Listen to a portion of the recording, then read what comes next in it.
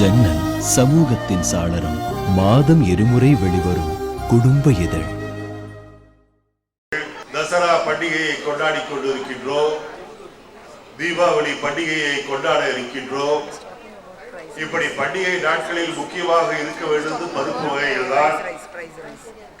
ஆனால் எப்போதும் இல்லாத அளவிற்கு 52 ரூபாய்க்கு விற்று கொண்டிருந்த பருப்பு இன்றைக்கு 200 ரூபாயை தாண்டி விற்று கொண்டிருக்கின்றது.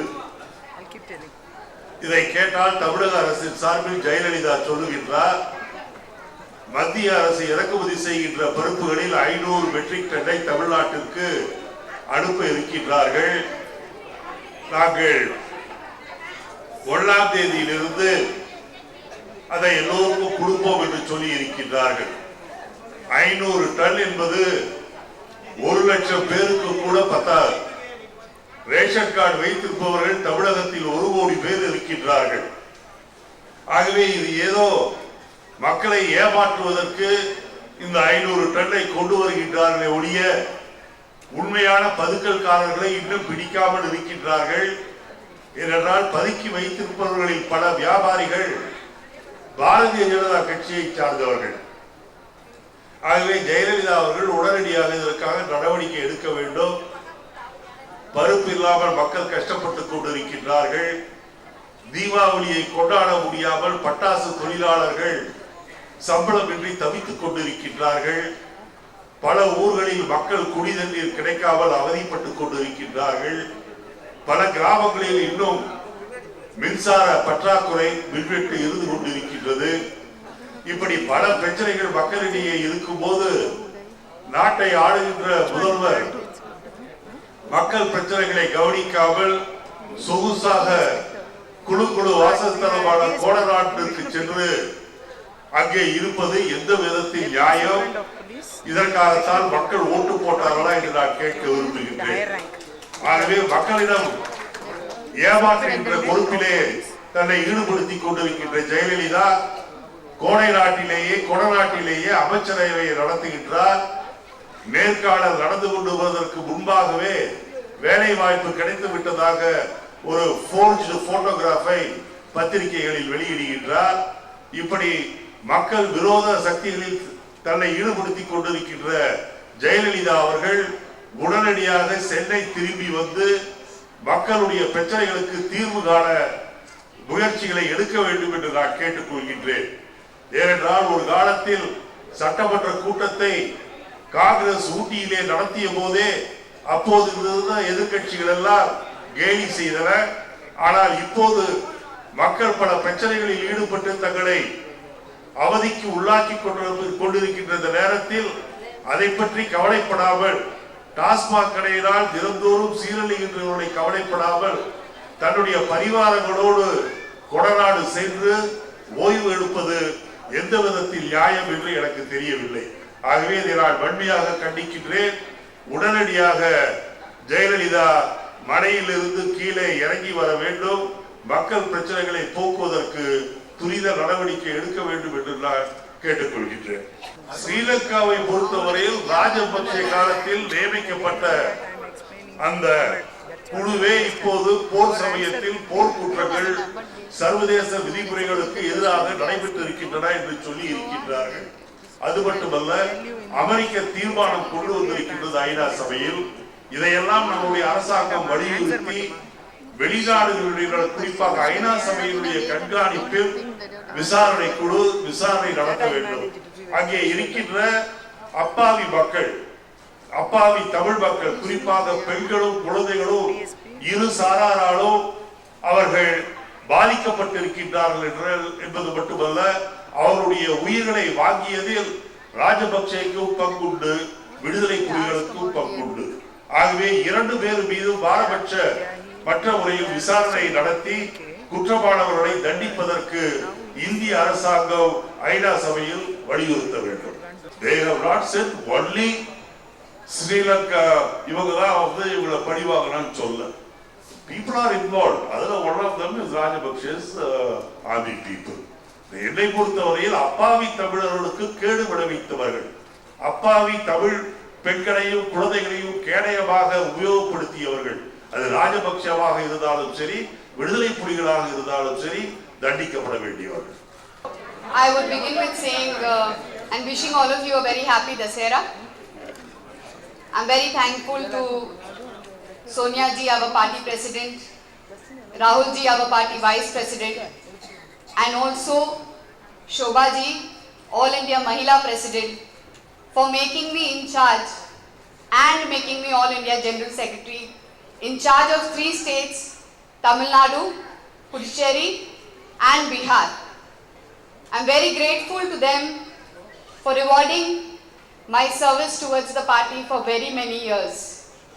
I'm very thankful and very grateful that we had our first woman president, Prime Minister, who has been Srimati Indira Ji, who has been known as the Iron Lady throughout the world. And after her, the single largest party, we have our President Sonia Ji, who has served as a woman president from the longest time. It is a great honor to be working for more than 1.5 decades under her able leadership. Now that Rahul Ji has taken over the Mahila wing, he is also a vice president. He wants to see all the Mahilas empowered. And we will work with no stone unturned to do that. Yesterday I had a meeting with Vijay Dharni, our state president. We had a very long meeting. We have chalked out a plan of how we are going to go about this in the future. And I'm very grateful also to Ilangavan ji, all those who are present here, Kushbu ji, Tirnava Karsu ji, Yashoda Amma ji, Hasina Syed and Taniga Chalam ji, Mrs. Rani Venkatesam, Mrs. Rani Venkatesam, Mrs. Sai Lakshmi, Mrs. Sai Lakshmi and Mr. Gopanna. and Mr. Gopanna. I thank each one of you who is present over there to make this occasion special. But today when we are celebrating this occasion, there is also a lot of mourning going on in the whole of the nation. I'm very, very sure that what is happening with the Dalits, what happened to the DSP, Vishnupriya also, is not going to go unnoticed. That mysterious way that she was killed or mysterious circumstances. Also, 2 little Dalit children were murdered yesterday. They were burnt out alive. Also, a man was, and his entire family was injured. Rahul ji went there himself. He has been doing, and our party will be relentlessly doing work in that way, in that manner. But inge vandu, in Tamil Nadu, I respect Jayalalitha. She is a CM. She is a lady. Adanalda, I respect her. But at the same time, I think there are very many issues to be looked upon. Instead of giving all these freebies that she is giving all of us and the people of Tamil Nadu, she should look into unemployment. She should look into development, because development is not something that you get free. Development is something that you build upon. The schools are in a very bad state. The schools are there, but there are no teachers. There's no proper drinking water. Electricity is not right over here. And there are many, many issues, especially the TASMAC issue. So, of course, there is not much for me to say because Talaivar is here. He has already briefed on everything. But yes, as the woman in charge over here, along with my state president, I will see that, and also Kushbu ji, we will see that however many and all the other Mahilas present here, we will see that as many Mahilas we will get into the party. We will work our best to it, because we don't want the national ratio, the woman national ratio of widows in Tamil Nadu is the maximum than all over India. So I can't understand. In one side they are giving free saris, on the other side they are giving liquor and making them widows. So we don't want widows over here. Aniki, I think day before yesterday in a paper there is one editor, his wife killed herself because she didn't have enough money to pay off the loan. This is all happening because there is no employment. There is price rise which the center is not looking at all. Dals are gone very high. Talaivar just spoke about it. everything is unaffordable for a common man. So there is no reason why the people of Tamil Nadu, if we go back into the history of Tamil Nadu, I think Congress has always come on its own over here. We've had great leaders like Kamarajji and Kakkanji. And we want that our government should become like that again. We have leaders and ministers like that again. So we will work towards that, and I think Talaivar and along with him, all of us will lead and follow him to do such a job over here. I'm very grateful once again to my party leader. I'm very grateful to Rahul ji for having recognized my services and given me this. And I, to my most amount of sincerity, with each and every Mahila over here present, will try to do my best, and we will see that we will bring back Congress in Tamil Nadu. See, that guy has already apologized, and the other thing is he's not in the party any longer. So obviously he'll have many reasons to talk about women of the party. Apart from that, our Vice President of Mahila Congress has already taken up this issue. She has already told him that she's filing a defamation case against him if he doesn't answer. So that is being looked into. And I don't think that is an issue, because every day somebody will say something. What is an issue is really that the intellectuals are giving back their awards. There's divisive politics happening, not that one man passes a sort of a remark which doesn't have any substance to it. I don't think there is any requirement of characteristics. I think the hard work is what is seen, and the High Command will always see and reward the hard work. I myself have been working very hard and at all levels of grassroots level in all the sections of the Congress party, whether it is the Youth Congress Party, whether it is the NSY, whether it is any section of the Congress party. So I've been working very hard relentlessly for many years. Across the state, I've been the national star campaigner for the party from 2003 in every state. I'm also the star campaigner in Bihar, and Bihar also I'm in charge of Bihar. I'm fully well confident that we will come in Bihar and we will form a government. Lot of things are there to be done. We will work, and you will know in time, and all of us will work very strongly together. So neenga kavla padadinga. We will see to it that Congress will come back. We have always made an alliance with the Dravidian parties, or we have gone alone and also won many a times. So adanalda neenga bayapadadinga, we'll all work. We have the confidence of standing alone anywhere. We have been a party in India which has been the longest serving party.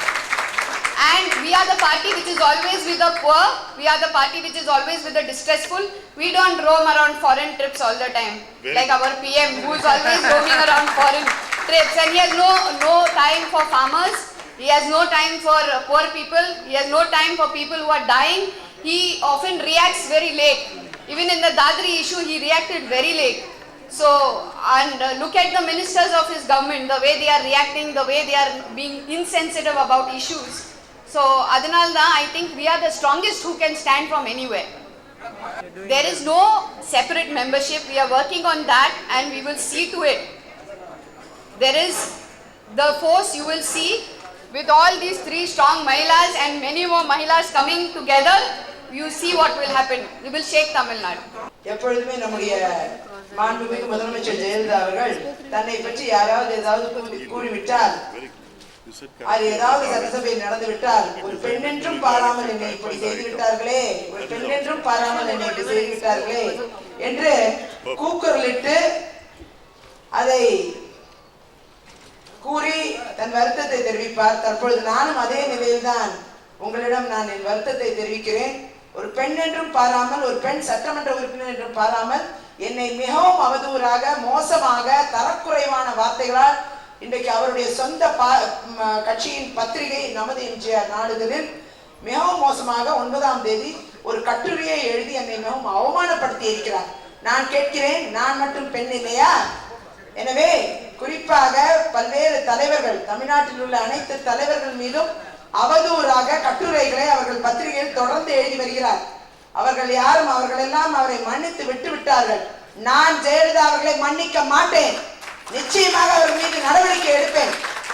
அந்த விதத்தில் தான் தற்பொழுது இந்த அவதூறு நோட்டீஸை நான் அனுப்பி இருக்கிறேன். மதி கண்டு குறைக்கும் வெறினா என்று கூறியிருக்கிறார். அவருக்கு மதி இருக்கிறதா, எனக்கு மதி இருக்கிறதா என்பதை நிரூபிப்பேன். எனவே இந்த நோட்டீஸை தற்பொழுது அவருக்கு அனுப்பி இருக்கிறேன், அவருடைய ஆசிரியர்களுக்கு அனுப்பி இருக்கிறேன். அவர் இதை மன்னிப்பு கோராவிட்டால் இதன் மீது வழக்கு தொடரப்பட்டு தண்டனையும் பெற்றுத்தரப்படும் என்று தெரிவித்துக் கொள்கிறேன். விஜயவாகினி ஸ்டுடியோ விஜயதரணி என்று கூறியிருக்கிறார். ஆரம்பத்தில் நான் அவதூறாக நான் ஒன்றும் கூறவில்லை. விஜயவாகினி ஸ்டுடியோ விஜயதரணிக்கு தெரியாது. நான் கூறுகிறேன், விஜயதரணிக்கு தெரிந்ததெல்லாம் உயர் நீதிமன்றம், உச்ச நீதிமன்றம், சட்டமன்றம் தான். விஜயவாகினி ஸ்டுடியோ தெரிந்தது எழுதியவருக்கு தான் தெரியும் என்பதை நீங்கள் பதிவு செய்கிறேன் இந்த இடத்தில். அந்த விதத்தில் இந்த கட்டுரையை அவர் என்னை நினைத்து எழுதினாரா அல்லது தன்னை நினைத்து எழுதினாரா என்று கேட்க விரும்புகிறேன். ஆகையால் இந்த கட்டுரைக்கு, அவதூறான இந்த கட்டுரைக்கு அவர் மன்னிப்பு கோராவிட்டால் நிச்சயமாக தண்டனை பெற்று தரும் அளவிற்கு நான் போராடுவேன், ஒரு பெண்ணாக நின்று சாதிப்பேன் என்று தெரிவித்துக் கொள்கிறேன்.